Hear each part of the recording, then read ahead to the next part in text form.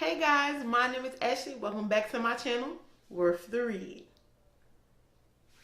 where we talk about books that are worth your time reading.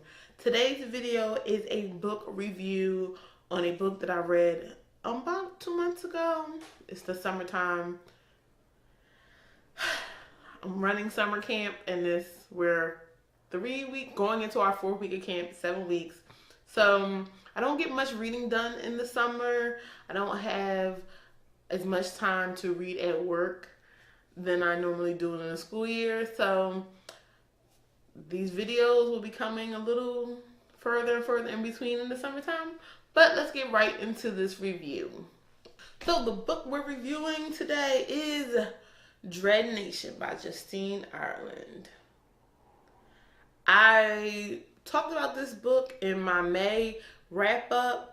I said I was going to do a full review of the book, so we're going to talk about it in more detail than we did in my May wrap up now. I absolutely love this book. I gave this book 4 out of 5 stars. It is an excellent book, and it's the first book of its kind that I've read that included zombies. It's like a historical fiction YA novel thriller. It's really good. So let's get right into it. So the main topic of this book is a post-Civil War America. Now, as we all know, the Civil War was a war based mainly about the disagreements between the North and the South about owning slaves. That's what the war was about, pretty much. So this book is about life after Civil War, and the main character's name is Jane, and they live in a world where during one of the famous battles of the Civil War, I think it was the Gettysburg, all of a sudden zombies start walking the earth and roaming the earth, and then the North and the South decided to end the Civil War because they had bigger problems, like these zombies that were eating people. And I think what Justine did with this book was a great way of pointing out the historical problems that we've had as America and kind of creating a different villain so that people can come together and fight for a purpose, but yet and still all American men, if we know who I'm talking about, still decide to become corrupt and try to control situations that really are not needing to be controlled in a way that is always corrupt. And I'm going to get into it and explain it more, but the main plot is a girl named Jane who is black. She was born to a plantation owner's wife who is white. Where is she?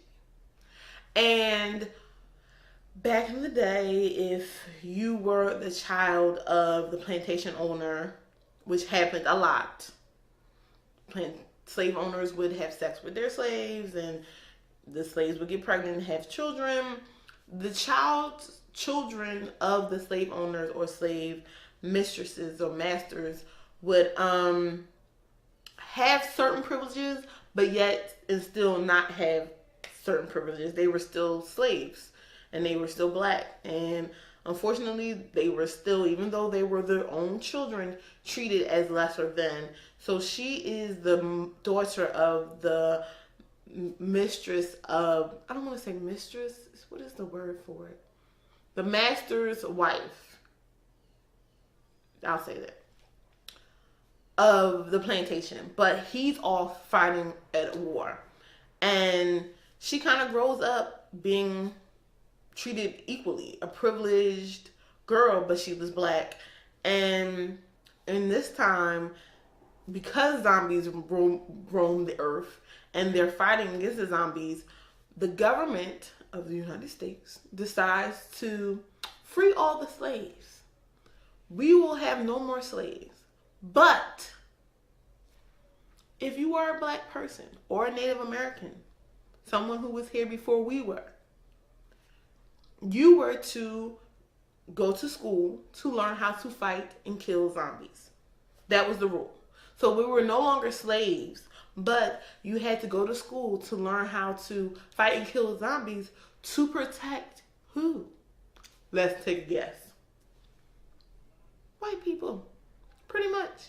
So the book is about Jane, who's in school to learn how to be basically a bodyguard. So basically what the Native Americans and the black children were, boys and girls, were training to be bodyguards for the young, wealthy, white families to fight the zombies if they were ever attacked by zombies. And she does not want any part of this. She thinks her life could be so much more than just being a quote-unquote bodyguard or fighting zombies, but she's really good at it. She's really good at fighting and sword work and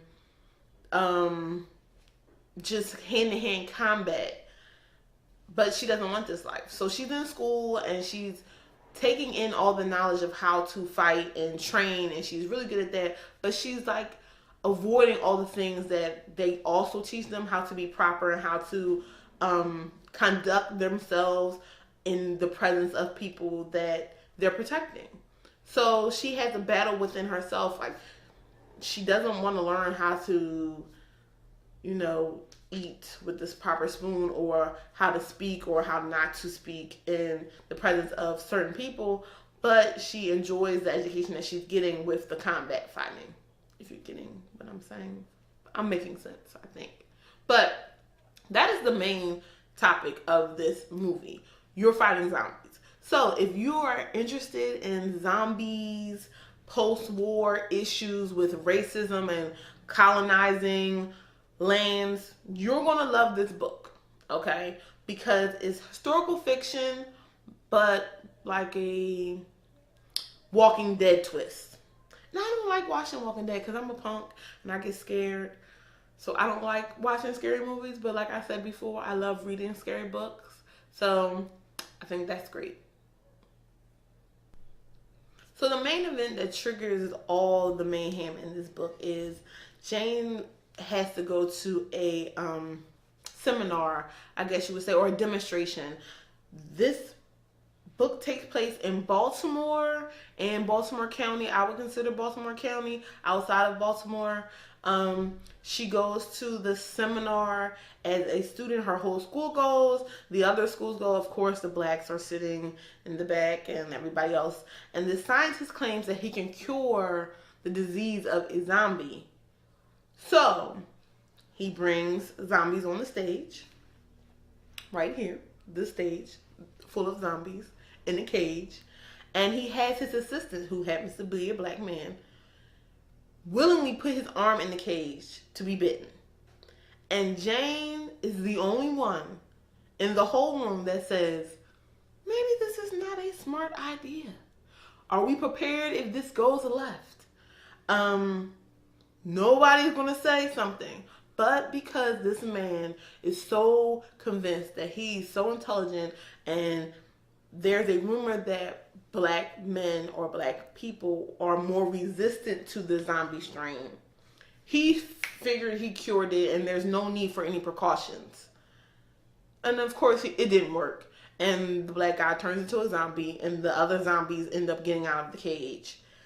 And she ends up saving the life of the mayor of Baltimore's wife, which kind of throws her into a world that she really wants nothing to do with. Because, of course, the mayor of Baltimore's wife wants to thank her and now wants her to be her bodyguard, basically. And it goes downhill from there. So Jane's about to graduate, and her friend, Red Jack, is her friend slash ex-boyfriend, comes to her and says his sister is missing. Now, back in the day, if you don't know, if you were light enough as a black person to pass to be white, a lot of people would hide their family members with white families so they can avoid slavery and other things. So Red Jack's sister is light enough to pass, so he sends her to live with a white family so she can have a better life. So he lives on the streets, but he's like a jack of all trades, a con artist and everything. So he doesn't want that life for his little sister. So he sends her to live with his family, and then they go missing. And they're trying to figure out why they went missing, where they are, and then they get pulled into a plot where the government is now sending people out west to create these colonies where they're zombie free. And this is the pitch the government is telling people: come live out west. We're free. There are zombie free colonies. You can live with no fear and pay the money and you'll be safe. Which is basically selling people a dream in with this campaign that there's a zombie free colony. They end up getting kidnapped, Jane and another one of her classmates, and end up being shipped out to one of the colonies to basically be a slave and work as a slave and clean, but they don't call them slaves.